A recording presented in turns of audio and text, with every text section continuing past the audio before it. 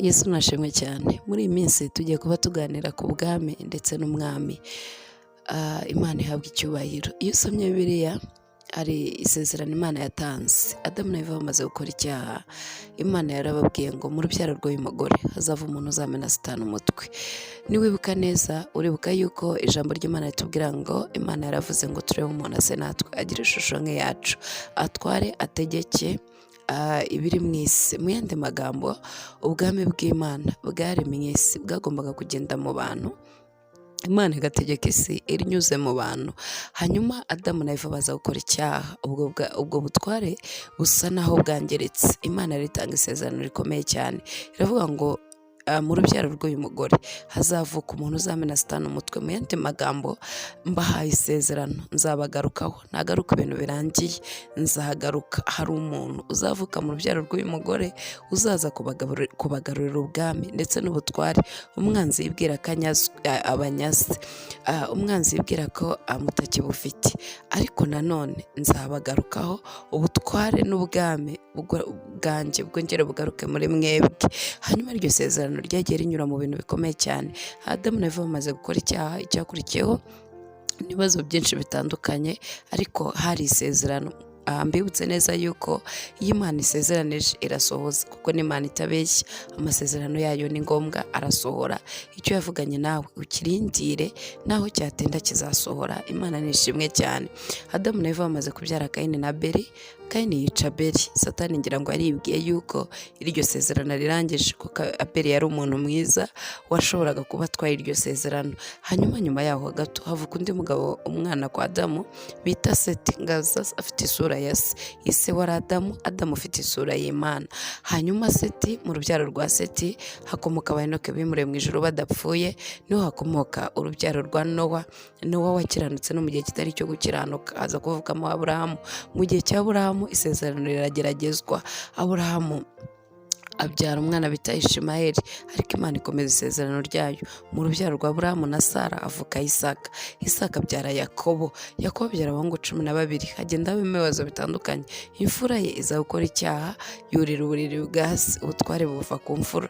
Bugiye ku wa kabiri n'uwa gatatu nabwo bakora icyaha, bica Bishekemu babahora, gufata mushiki wabo ku ngufu. Ubutware bujya kuri Yuda. Bibiliya iravuga ngo Yuda, inkoni y'ubutware ntizava kuri wowe, muri wowe harimo inkoni y'ubutware kandi ntizava kuri wowe. Ku mwana wa 4 haboneka inkoni y'ubutware. Mu yandi magambo, wa muntu cyangwa se wa mwami uzavuka agakomeretsa Satani umutwe, nako akamena Satani umutwe, agiye mu rubyaro rwa Aburahamu. Aburahamu bya Yakobo, Yakobo bya abahungu 12. Kwa Yuda niho hari inkoni y'ubutware. Nagira ngo mbabwire ngo isezerano ryagiye rinyura mu bintu bikomeye cyane. Satani yibwiraga ko ari burizimye bikarangira.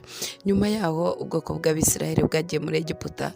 Satani yibwira ko ari bubarangirize muri Egiputa kugira ngo iryo sezerano ryangirize cyangwa se aririmbure burundu, ariko ryavuzwe n'itabasha kubeshya, ryavuzwe n'Imana ishobora byose. Imana yacu ntihabwa icyubahiro. Hanyuma Satani agize ngo abarimbure muri Egiputa, abakoresha uburetwa ngo badakomeza kororoka, ariko Imana ibakozaho imbaraga zikomeye, ibakozaho ukuboko gukomeye cyane. Bageze mu butayu, isezerano bararirwanya.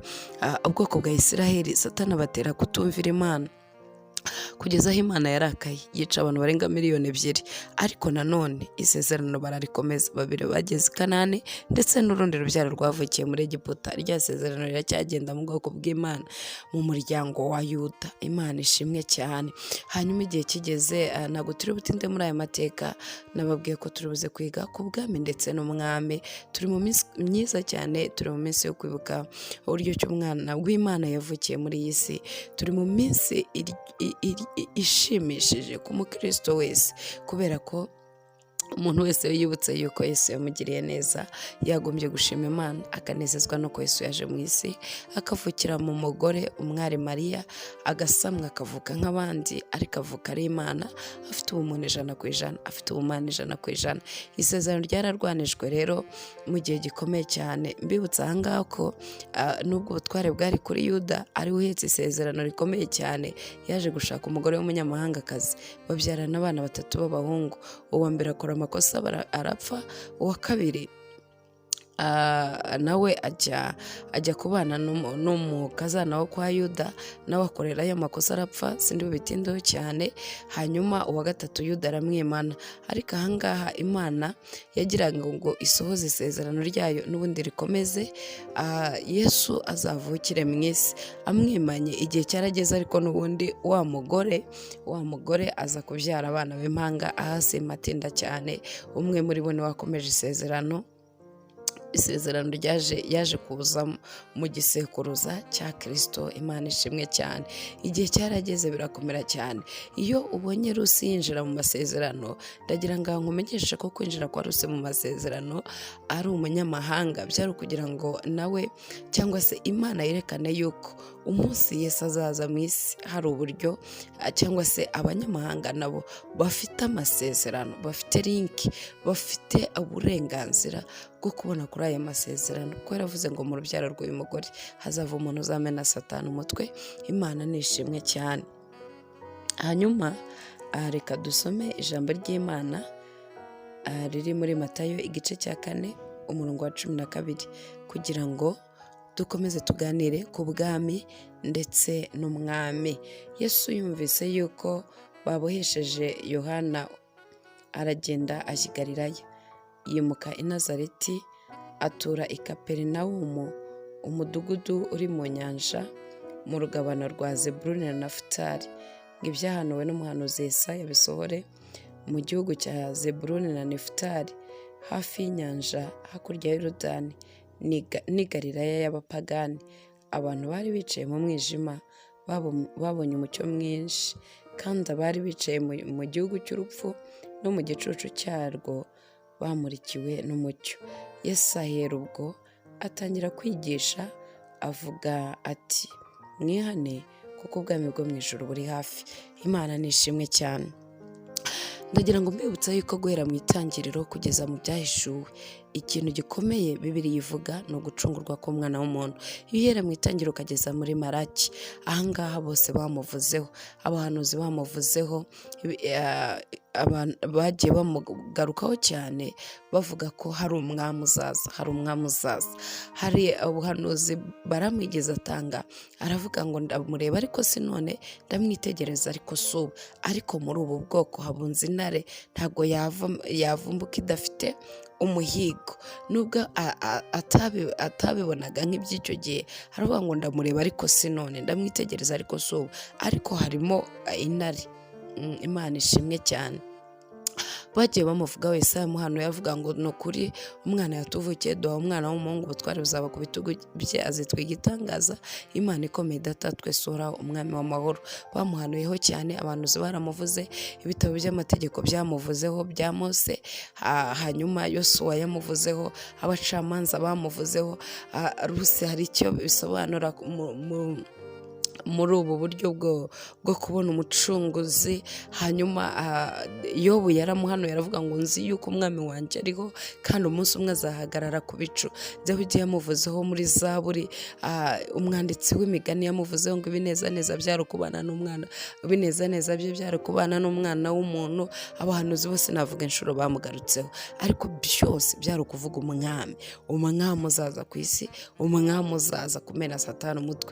Turacyari kuri rya sezerano ryo mu itangiriro. Hari muri uru rubyaro rw'uyu mugore hazava umuntu uzamena Satani umutwe. Bamuvugaho rero, uyu yari umwami witegura kuza mu isi. Imana ishimwe, kugira ngo agarure ubwami bw'Imana ku isi, yongera agarure ubutware umuntu yari yaranyazwe, yongera agarure ubutware umuntu yari yaratakaje. Umwami Yesu nahabwa icyubahiro. Hanyuma rero muri Maraki we yamuvuzeho, haravuga ngo azaza ahuza abana na se. Hanyuma bigeze aho ngaho, igihe kigeze Yesu aravuka. Twasomye rero muri Matayo, kugira ngo nihute ngere ku bwami ndetse n'umwami. Iki ni igice cya mbere ko tuzakomeza tubiganiraho. Yesu avutse, twasomye uburyo ki yahungiye, cyangwa se bamaze gufata Yohana yigira i Kaperinawumu. Babivuzeho rero ngo ni ngo cyari igihugu cyangwa se wari umudugudu ufite ibibazo, ngo mu gihugu cya Zebuluni na Nafutali, niko Yesaya yari yarahanuye, hafi y'inyanja hakurya ya Yorodani y'i Galilaya y'abapagani. Abantu bari bicaye mu mwijima babonye umucyo w'ukuri, kandi babonye umucyo. Abantu bari bicaye mu mwijima babonye umucyo. Imana ishimwe kandi Imana ntihabwa icyubahiro. Kandi n'abari bicaye mu gicucu cy'urupfu no mu gicucu cyarwo bamurikiwe n'umucyo. Imana ihabwa icyubahiro. Ahangaha hari icyo bisobanuye. Hari umudugudu w'i Kaperinawumu cyangwa se mu rugabano rwa Nafutali na Zebuluni. Aba ni abana ba Yakobo, umwe n'umwana w'umuja, undi n'umwana wa Leya. Umwe n'umwana w'umuja wa Rasheli, undi n'umwana wa Leya. Hanyuma rero bakavuga ko hari na Galilaya y'abapagani. Hari ubwoko bw'Abisiraheli ahangaha, hari na Galilaya y'abapagani. Hari icyo birimo bitubwira. Biratubwira ngo uyu mwami uje ntaziye Abisiraheli gusa, aziye n'abapagani nabo. Kuvuga ngo abapagani mu rurimi rwa Bibiliya bavugaga ngo bari abanyamahanga batari Abayuda. Yesu uvutse, Yesu ugaragaye ku isi, uyu mwami ugeze ku isi. Aha mbibutse neza yuko umunsi umwami yageze ku isi, Satani yarabimenye. Rya sezerano yarwanya ataragaragara, yarwanije ataragaragara, nabwo ararirwanya. Anyura kwa Herode, abwira Herode ati mwice abana bose batararenza imyaka 2. Ngira ngo nawe araza kugendamo, ariko yari Imana idapfa. Imana ishimwe cyane. Umwami yari yageze ku isi kandi yarazanye ubwami ku isi. Imana ntihabwa icyubahiro. Ngarukiye ahangaha rero, Nafutali na Zebuluni bari abana b'Abisiraheli, ariko Galilaya ngo yari y'abapagani. Bivuga ngo Yesu uje ntabwo aje kureba abana b'Abayuda gusa. Natwe dufite uburenganzira. Kera ntitwari ubwoko, ariko uyu munsi turi ubwoko. Kera twari ishyanga ridafite n'ikirengera, ritazi Imana rurema, ariko twahindutse ubwoko bw'abatambyi n'abami. Imana ishimwe cyane. Ibi bifite icyo bivuze. Yesu ugarutse cyangwa se umwami uvukiye ku isi ntabwo azanywe n'Abayuda gusa, ntabwo azanywe n'abana ba Isiraheli gusa, azanywemo aje gutabara n'Abanyagalileya b'abapagani. Ubwo mu Banyagalileya b'abapagani hari icyo bihagarariye. Indi miryango yose, andi moko yose atari ay'Abisiraheli. Imana ni ishimwe cyane. Ngo bari bicaye mu gicucu cy'urupfu ndetse no mu mwijima w'icuraburindi. Abo ngabo babonye umucyo kandi babonye ubuzima. Iyi si yari yugarijwe, iyi si yari ifite ikibazo gikomeye cyane. Yesu agera ku isi, uyu mwami avukira ku isi, isi yari ifite ikibazo. Mwibuke yuko ubutware bwari buri mu maboko y'imbaraga z'umwanzi, ariko Yesu yaje kugira ngo adusubize ubutware. Imana ishimwe cyane. Iyi si yari iri mu mwijima, yari iri mu gicucu cy'urupfu. Yesu yagombaga kuza kugira ngo abicaye mu gicucu cy'urupfu babone umucyo, abicaye mu mwijima bamurikirwe n'umucyo. Imana ni ishimwe cyane. Abantu bari bicaye mu mwijima babonye umucyo mwinshi, kandi abari bicaye mu gihugu cy'urupfu no mu gicucu cyarwo bamurikiwe n'umucyo. Iyi si yari yicaye mu mwijima. Bene data nshuti z'umusaraba, iyi si yari yicaye mu mwijima, iyi si yari yicaye mu gicucu cy'urupfu. Abantu nta byiringiro by'ubuzima, nta n'icyo bategereje ngo bazabona. Cyane abanyamahanga batari bafite Imana rurema. Wenda Abisiraheli bo bari bafite aho bahengekera kubw'amategeko ya Mose n'ibindi. Tuzabigarukaho ubwo Mose na Eliya bazaga gukora handova ku musozi, aho Yesu yahindukiye ishusho yarabagiraniye. Ariko ahangaha ndagira ngo mbabwire ngo abantu bari badafite Imana rurema, nta byiringiro bafite, bicaye munsi y'igicucu cy'urupfu. Satani abashyizeho igitugu, abayobozi ubutware bwe. Ariko Yesu ngo ageze mu isi, ubutware turabugarurirwa, ubutware turabuhabwa. Niwe wari waravuzwe yuko azamena Satani umutwe. Imana ntihabwa icyubahiro. Bibiliya rero yatubwiye iki? Negera umusozo. Bibiliya yatubwiye ngo Yesu ahera ubwo atangira kwigisha avuga ati mwihane kuko ubwami bwo mu ijuru buri hafi. Nicyo cyigisho cya mbere Yesu yatanze. Ndababwiye ngo tugiye kujya kumara iminsi tuganira ku bwami n'umwami. Nicyo cyigisho cya mbere umwami yatanze, agikandagiza ibirenge bye mu isi, azanye ubwami bwe ku isi, aje kongera kutugarurira agaciro twari twaratakaje ubwo umuntu yakoraga icyaha, aje kongera kugarura umwana w'umuntu ubutware, aje kongera kwesitaburishinga cyangwa se kongera gushinga ingoma y'ubwami. Iyo uvuze ubwami rero uba uvuze igihugu. Aje kongera gushyira igihugu cy'ijuru mu isi, aje kongera kandi iyo uvuze ubwami uvuga n'abaturage b'ubwami, aje kongera gushyira ubwami bwe mu isi ngo bunabone abaturage. Imana ishimwe cyane, kuko hari abari bicaye mu mwijima n'abari bicaye munsi y'igicucu cy'urupfu bagombaga gukurwayo kugira ngo babe abana b'ibwami cyangwa se abaturage b'ibwami bw'ijuru, kandi ubwo bwami bw'ijuru bwagombaga kuza mu isi. Bibiliya ivuga iki? Yesu yigisha abantu gusenga, aravuga ngo nimusenga mujye muvuga gutya ngo data twese uri mu ijuru, ubwami bwawe nibuze. Imana ishimwe cyane.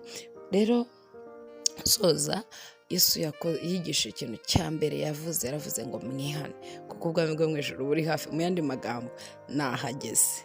Amen, haleluya, nahageze, umwami yahageze. Ubwo umwami yahageze rero abaturage bagomba gutura muri ubwo bwami hari ikintu bagomba kumenya. Iyi ni message ikomeye cyane, mwaba Kristo mwe, mwabashumba mwe, mwabayobozi b'amatorero batandukanye mwe. Iyi ni message ikomeye, nibwo butumwa Yohana yaravuze ngo mwihane mutunganye inzira z'Uwiteka, muharure inzira ze. Yesu nawe agiye gutangira kubwiriza ikigisho cya mbere, arababwira ngo mwihane kuko ubwami bwo mu ijuru buri hafi. Mu yandi magambo, ndi Imana, mbana n'imitima yejejwe, mbana n'imitima yihannye. Naje rero nahigereye, ibirenge byanjye byageze ku isi. Ubwami bw'Imana buri hafi yanyu, birabasaba kwihana. Imana nibagirire neza. Tuzakomeza tuganira ku bwami n'umwami, ngira ngo mu ncamake mbabwiye uburyo ki umwami yavuzweho kandi agahanurwa, bikanyura mu bintu bigoye, ariko igihe cyagera agakandagiza ibirenge bye ku isi. Yohana yaramuhanuye, haravuga ngo habura n'umwe, ariko umwana w'intama w'Imana araza ngo abumbure igitabo gifatanije ibimenyetso, yemera gupfira umwana w'umuntu. Rero ndagira ngo mbabwire ngo ubwami bw'Imana buri muri twebwe, kandi Yesu yaje kugira ngo atugarurire ubutware. Umwami ageze mu isi, ijambo rya mbere yavuze ngo mwihane kuko naje. Ndi Imana ibana n'abihannye, ndi Imana ibana n'abafite imitima imenetse ishenjaguwe. Kandi iyi si nubwo ari iri mu mwijima no mu gicucu cy'urupfu, haje umwami utanga umucyo, haje umwami utanga amahoro. Yesu nabaha umugisha. Uyu munsi muhaye muronke muri cya kiganiro cyacu Buri Gitondo Hamwe na Yesu, tugiye kuba tuganira ku bwami n'umwami. Imana nibagirire neza kandi Imana nibaha umugisha.